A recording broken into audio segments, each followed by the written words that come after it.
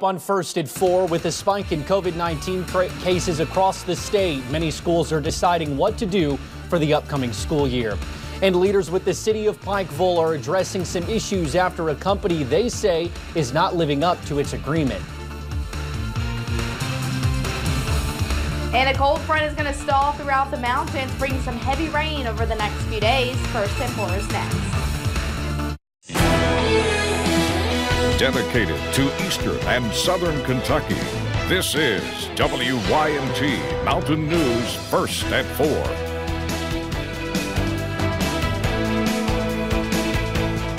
Good afternoon, I'm Will Puckett. Governor Andy Beshear is giving an update on Kentucky's battle with the COVID-19 outbreak. You can watch that entire news conference on our second channel, Heroes and Icons, as well as on our Facebook page. Of course, we are monitoring for any major developments, and we'll bring them to you right here.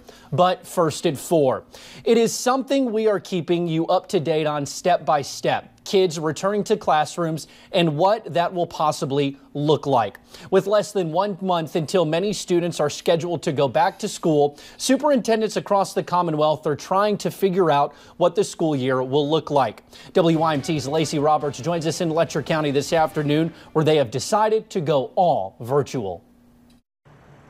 Yeah, we have been hearing the options for the upcoming school year all summer long, either in-person learning or virtual, and either possibly a hybrid method of both. But this week, Letcher County Superintendent made a tough decision. Denise Yance is the superintendent of Letcher County Schools, making this her first full school year as superintendent. She says since the beginning of the COVID-19 pandemic, many changes were made abruptly, but for the safety of all students. The decision to go fully virtual for all 9 schools in Letcher County did not come easy, as internet access and child care are just some of the issues that arise. But nonetheless, Yance says it is the correct decision at this time. It's a heavy decision. But locally, when we look at our numbers with the virus here in Letcher County, and over in the last week and a half, our numbers grew from like 14 cases to 38. And that gives us a huge concern. And we feel like if we can start small with all virtual learning and then stage it, the safer we can keep our kids, the better we're going to be. Now, Yance did mention as the school year progresses, different models are put in place, such as bringing in alternate groups for in-person learning, but that of course all depends on the virus. For now, in Letcher County, Lacey Roberts, WYMT Mountain News. Those virtual classes start the 26th of August in Letcher County schools. Well, we have some developing news out of Letcher County this afternoon. Whitesburg Police Chief Tyrone Fields tested positive for COVID-19. The police department made the announcement on their Facebook page. If you were in contact with Fields between July 24th through the 29th, please monitor yourself for signs and symptoms. The department is asking everyone to keep Chief Fields in your thoughts and prayers. Well, the Kentucky unemployment system was breached for the second time in 3 months. It happened July 27th. Officials at the Labor Cabinet say at no time were people's names, social security numbers, or other identifying information available, though a person reported seeing another person's employer information and information about the person's health. The breach comes as the state is continuing to deal with a record number of unemployment claims, numerous delays in the firing of the state's unemployment director. Well, the U.S. is approaching 4.5 million coronavirus cases, and the death toll just reached 150,000 people. At least 1,200 people died yesterday. Florida is considered the new epicenter of the COVID-19 outbreak here in the United States. While hospitalizations are stabilizing, the statewide positivity rate is more than 10%. For comparison, here in Kentucky, our positivity rate is more than 5%. Because of its high number of cases, Florida is one of the 21 states the White House task force has designated as a red zone. Well, Senate Majority Leader Mitch McConnell argued on the Senate floor today that if the new stimulus package fails, it is because of the Democrats protecting their political chances. American people cannot afford for Democrats in Congress to have decided in June that they're finished legislating until November. Not during a crisis like this. McConnell says he will not accept a package without a liability shield for businesses against COVID-19 lawsuits. Democrats are arguing for tougher federal workplace oversight. Both sides, however, agreed on a second round of direct payments for Americans. Well, while the U.S. is struggling to contain the spread of the coronavirus, there are growing concerns over a new spike over in Europe. As lockdowns lifted across the European continent, Europeans flocked to the beaches. Some practiced social distancing while others did not. Health officials say the relaxed attitude caused cases in Spain to quadruple in 1 month. France, Germany, and Belgium are also seeing an increase in cases.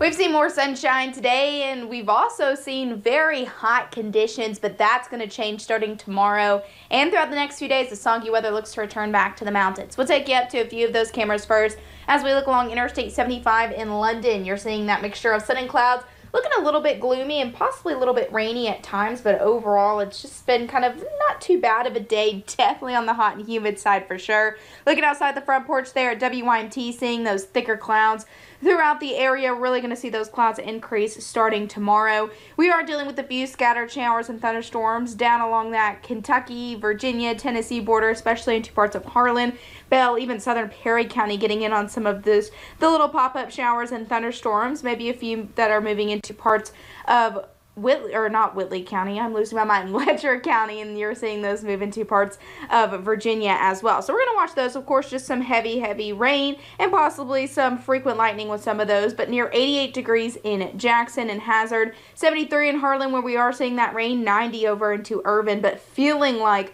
the low to mid-90s for a lot of us, feeling like 95 in London, 92 in Jackson and Hazard, and 91 over into Prestonsburg. But that rain's going to come in tomorrow and cool us off. We're going to see some soggy days ahead with some cooler temperatures, but we will start to dry out and see more sunshine return a little bit later into the weekend. I'll have more details on that coming up in a little bit.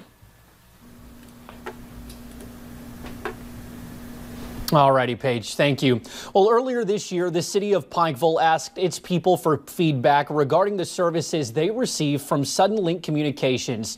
This week, city leaders dove into some of those issues. WYMT's Buddy Forbes spoke to the city manager about the ongoing situation. City officials say Suddenlink Communications is not holding up its end of a franchise agreement with the city of Pikeville, so they are working to rectify the situation. The city investigated complaints from customers earlier this year, and their findings were brought up during a meeting Monday. Officials say the company showed poor customer service and has a few administrative issues that need addressing. City Manager Philip Elswick says the problems have been brought to the table in the past. The commission and my office have received complaints about Suddenlink for some time from residents of the city about poor quality of service, interruptions to their service, and a whole host of things like that. Elswick says he and the city commission just want to make sure the people of Pikeville are getting the service they were promised. In Pikeville, Buddy Forbes, WYMT Mountain News. Now, we are attempting to reach out to Suddenlink Communications for comment on that.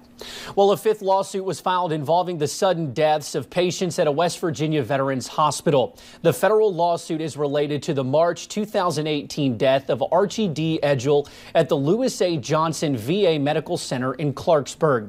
The lawsuit claims administrators and staff made no efforts to investigate the deaths and failed to protect Edgell and other veterans from a serial killer. And former nursing assistant Rita Mays pleaded guilty earlier this month to intentionally giving 7 patients fatal doses of insulin.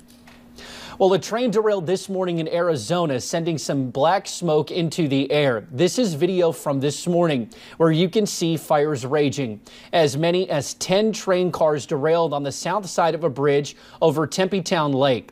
A spokesman for Union Pacific said none of its crews were hurt, but one person at the park was treated for smoke inhalation. The U.S. is set to pull nearly 12,000 troops out of Germany. Defense officials say it will take years to execute and potentially cost billions of dollars. There is major concern among Democrats and Republicans alike that it will weaken the U.S. military's position regarding Russia. Key U.S. allies also object, viewing the move as a blow to NATO. The troops are being removed to meet President Trump's mandated cap of 25,000 U.S. forces in Germany. The president says the change is because Germany failed to meet the NATO target of spending 2% of GDP on defense.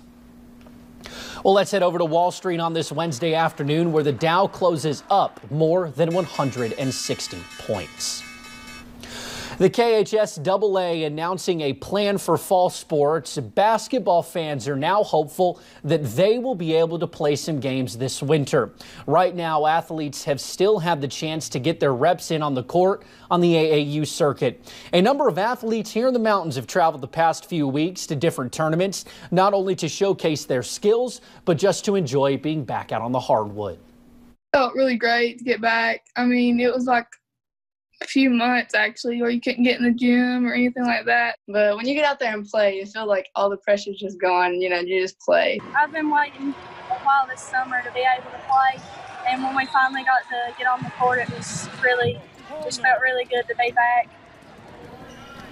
Each of these girls still have 4 more years at the high school level to get the attention of college coaches. Well, straight ahead on First at 4, find out how a Chinese restaurant in Harlan County is showing its support for law enforcement. And soggy weather returns starting tomorrow, but when will we see it get out of here? I'll have that answer coming up.